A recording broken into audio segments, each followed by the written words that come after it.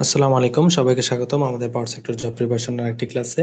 আজকে আমরা Bangladesh chemical industries কর্পোরেশনের সম্প্রতি হয়ে যাওয়া এসিস্ট্যান্ট ইঞ্জিনিয়ার ট্রিপলি নিয়োগ পরীক্ষার একটি প্রশ্নের সমাধান দেখব। এর এক্সাম টেকার ছিল বুয়েট, এবং আমরা আজকে যে প্রবলেমটির সলিউশন দেখব সেই প্রবলেমটি ছিল ট্রান্সফরমার রিলেটেড একটি প্রবলেম। তো ইতিপূর্বে আমরা আমাদের ক্লাসে এসি সার্কিট এর যে প্রশ্ন এসেছিল তার সলিউশন দেখেছি। ডিসি সার্কিটের সলিউশন হচ্ছে এটি, এবং এসি সার্কিটের দুটি প্রশ্ন ছিল, তার সলিউশনও দেখেছি। এখন আমরা ট্রান্সফরমার রিলেটেড প্রবলেম সলিউশনটা দেখতে যাচ্ছি। তো এই ম্যাথটা প্রথমে বলে রাখি, খুবই ইজি একটা ম্যাথ, এবং কেউ গেসও করে না যে এই ধরনের ম্যাথ পরীক্ষায় আসবে। যারা পরীক্ষা দিয়েছো তারা খুবই লাকি। তবে কনসেপচুয়াল কোনো ঝামেলা থাকলে এই ধরনের ম্যাথেও তোমার প্রবলেম হয়ে যেতে পারে। তো এইখানে যেই জিনিসটা তোমার মেইনলি মনে রাখতে হবে এই ম্যাথের ক্ষেত্রে, সেটা হচ্ছে আসলে রেশিও অফ টার্নস এর অ্যাকচুয়াল মিনিং কি। এটা যদি তুমি না জানো, এই ম্যাথটা তুমি করতে পারবে না। এছাড়া কিন্তু খুবই সহজ একটা ম্যাথ। তো আমরা দেখি, বলা হচ্ছে একটা three phase step down transformer আছে, যেটার 6600 ভোল্ট হচ্ছে mains and takes a current of 24 ampere. তার মানে এর প্রাইমারিতে 6600 ভোল্ট সাপ্লাই করা হচ্ছে এবং 24 এম্পিয়ার কারেন্ট সে নিচ্ছে। এই যে ডাটাগুলো দেওয়া আছে, এগুলো যদি কিছু বলা না থাকে, তার মানে এগুলো হচ্ছে কি লাইনের ভোল্টেজ এবং লাইনের কারেন্ট দেওয়া আছে প্রাইমারি সাইডের। Calculate the secondary line voltage. দেখো, এখন সেকেন্ডারি শব্দটা সে বলছে, তাই না? কিন্তু প্রথম লাইনে কোথাও প্রাইমারি বলে নাই, এটা তোমাকে প্রশ্ন পড়েই বুঝে নিতে হবে। কানেক্টেড টু এত ভোল্ট, তাই ট্রান্সফরমারের যেদিকে কানেকশন দেওয়া হয় ওইটাই প্রাইমারি। ঠিক আছে? তো বললো যে secondary line voltage line current বের করতে। এখন সে বলতেছে যে এই ট্রান্সফরমারটা ডেল্টা ওয়াই কানেকশনে ছিল, তাহলে primary side delta, secondary side star আমি আঁকলাম। Ratio of turns per phase is 12। তাহলে আমাকে বলা হচ্ছে এখান থেকে এখানে যে রেশিও, টার্ন রেশিও, সেটার মান হচ্ছে 12। নেগলেক্ট লসেস, এখানে যত ধরনের লস আছে সব আমাকে ইগনোর করতে বলছে। তো এই ম্যাথটা খুবই ইজি, বিভিন্ন জব প্রিপারেশনের বইগুলোতেও থাকে। ম্যাথটা অ্যাকচুয়ালি সোর্স হচ্ছে এস কে শাহদেব, ওনার বই থেকে নেওয়া, এক্সাম্পল 3.5-এর 3। তো এই বইটা এতটা পপুলার না, আমরা তেমন একটা পড়াশোনা করেন আর কি। এই বই সবাই বিএল থেরেজা, চ্যাপম্যান, হুবার্ট এই বইগুলো দেখে। তো একটু ডিফারেন্ট টুইস্ট করলো আর কি বুয়েট। তবে প্রশ্ন কিন্তু ইজি ছিল, এই ধরনের প্রশ্ন আমরা এজ ইউজুয়ালি সবাই করে থাকি। তাহলে শুরু করছি, আমাদের সলিউশন আমরা চলে যাচ্ছি। আমাদের সলিউশনটা শুরু হবে এখান থেকে। তো দেখো, একটা জিনিস মনে রাখবা, যদি সিঙ্গেল ফেজ হয় কোনো একটা ট্রান্সফরমার, তখন যদি তার টার্ন রেশিও বলা থাকে যে এর টার্ন রেশিও হচ্ছে কত, 5, তার মানে এখানে যতটা টার্ন আছে তার চেয়ে এ মানে কি, এ মানে হচ্ছে N1/N2। তাহলে এ এর মান 5, এর মানে কি N1 = 5 N2। অর্থাৎ এইখানে যতটা প্যাচ আছে তার 5 গুণ প্যাচ এখানে আছে। এখন তুমি যখন থ্রি ফেজে চলে যাও তখন হচ্ছে আমাদের প্যাচটা লাগে। ঠিক আছে? থ্রি ফেজে চলে গেলে আমাদের কি প্রবলেম হয়? তো দেখো, থ্রি ফেজের ক্ষেত্রে আসলে কি প্যাচটা লাগে, থ্রি ফেজে তোমাকে মনে রাখতে হবে এই টার্ন রেশিও হচ্ছে পার ফেজের জিনিস। মানে এই ডেল্টার এই ফেজে কয়টা টার্ন আছে, আর স্টারের এই ফেজে কয়টা টার্ন আছে, এই দুইটার অনুপাতই হচ্ছে টার্ন রেশিও।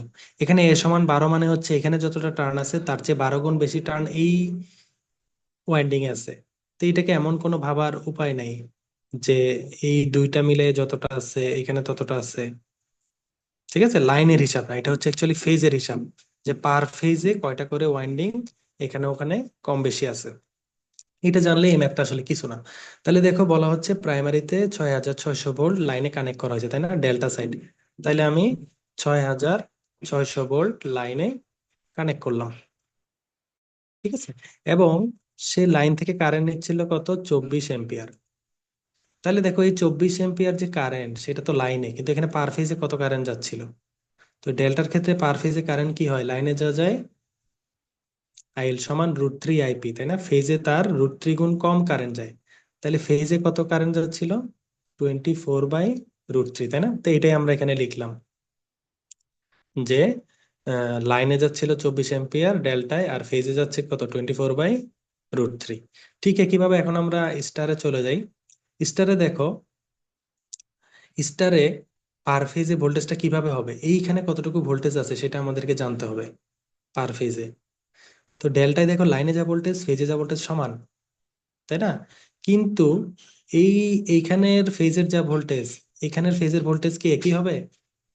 একই তো হবে না, কারণ এখানের চেয়ে এখানে 12 গুণ প্যাচ বেশি আছে। তাহলে এখানে যা ফেজে ভোল্টেজ আছে তাকে 12 দিয়ে কি করতে হবে, এখানে নিয়ে যাইতে হবে। তাহলে আমি কি করতেছি, সেকেন্ডারিতে আমার যে ওয়াই কানেকশন আছে, সেকেন্ডারিতে পার ফেজে আমার ভোল্টেজটা কিভাবে চেঞ্জ হবে?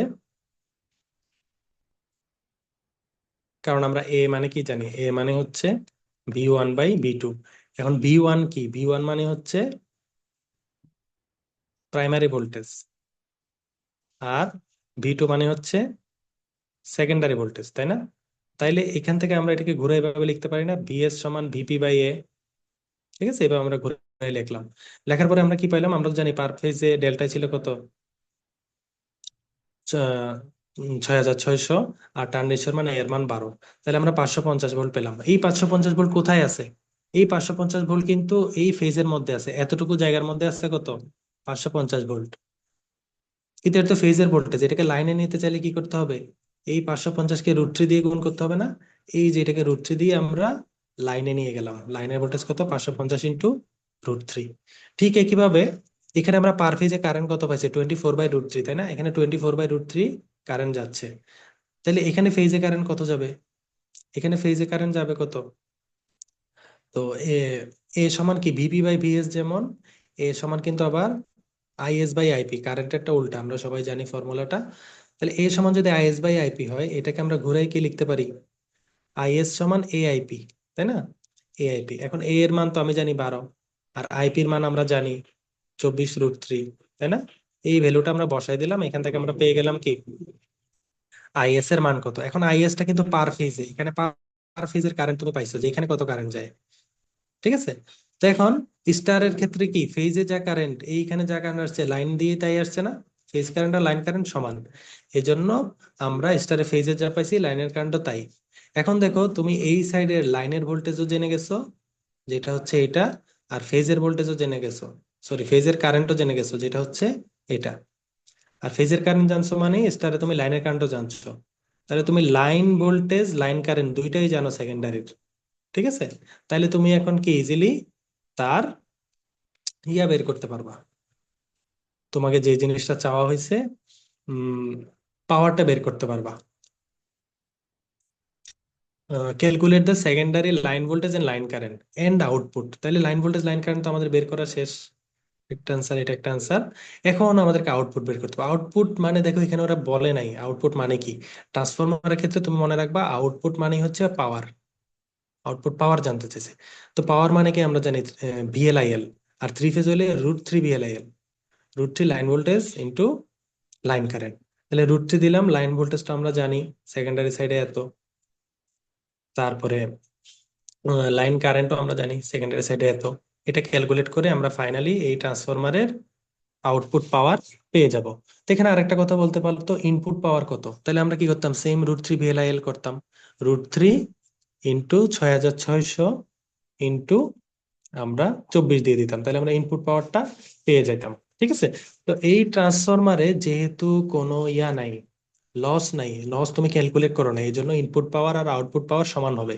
তুমি √3 VLIL প্রাইমারির জন্য করে দেখো, ডেল্টার জন্য √3 VLIL করে দেখো, যা পাবা এখানে সেকেন্ডারির জন্য ঠিক একই ভ্যালুই পাইছো। ঠিক আছে? তাহলে এই আউটপুটটা আমরা আবার কিভাবে বের করতে পারতাম, √3 ইন্টু প্রাইমারি সাইডের VL। তাহলে প্রাইমারি সাইডের VL কত, প্রাইমারি সাইডের VP যা VL ও তা, তাই না?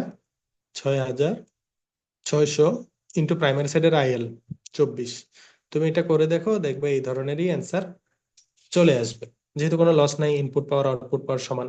আর √3 ইন্টু 6600 ইন্টু 24, এটাই হচ্ছে আমার কি, রিসিভড পাওয়ার বা ইনপুট পাওয়ার। আর অনেক সময় বলতে পারে সাপ্লাইড পাওয়ার বের করো, তখন আউটপুটের পাওয়ারটা দিতে হবে। তো দেখো খুব ইজি একটা ম্যাথ ছিল, আমি একটু ভেঙে ভেঙে বুঝালাম, এই জন্য হয়তো তোমাদের একটু জটিল মনে হতে পারে, কিন্তু মেইন জিনিসটা আসলে খুবই ইজি আর কি। তো তোমাদেরকে বলে রাখি, আমাদের কিন্তু পাওয়ার সেক্টর জব প্রিপারেশন কোর্সের সম্পূর্ণ অনলাইন কোর্স চলমান আছে। তোমরা যারা আমাদের এই পাওয়ার সেক্টর জব প্রিপারেশন কোর্সে অ্যাডমিট হতে চাও, যারা অ্যাসিস্ট্যান্ট ইঞ্জিনিয়ার ট্রিপলি অথবা সাব অ্যাসিস্ট্যান্ট ইঞ্জিনিয়ার ইলেকট্রিক্যাল অথবা ইলেকট্রনিক্স পদে চাকরি প্রিপারেশন নিচ্ছ এবং বুয়েট প্যাটার্ন পরীক্ষাগুলোকে টার্গেট করছো, তাদেরকে উদ্দেশ্য করে কিন্তু আমাদের কোর্স চলমান আছে। আমাদের ডেমো ক্লাসগুলো তোমরা এই 4 ইয়ার্স ইঞ্জিনিয়ারিং বিডি এই ইউটিউব চ্যানেলে দেখতে পাবে এবং আমাদের অ্যাক্টিভিটি গুলা এই ফেসবুক গ্রুপে দেখতে পাবে। তোমরা যদি আমাদের কোর্সে এনরোল হতে চাও, এই হোয়াটসঅ্যাপ নাম্বারে আমাদের সাথে যোগাযোগ করতে পারো। ধন্যবাদ সবাইকে। নেক্সট ক্লাসে আমরা মসফেটের যে ম্যাটটি এসেছিল বিসিএসসি তে সেটা নিয়ে আলোচনা করব। ধন্যবাদ সবাইকে। আসসালামু আলাইকুম রহমতুল্লাহি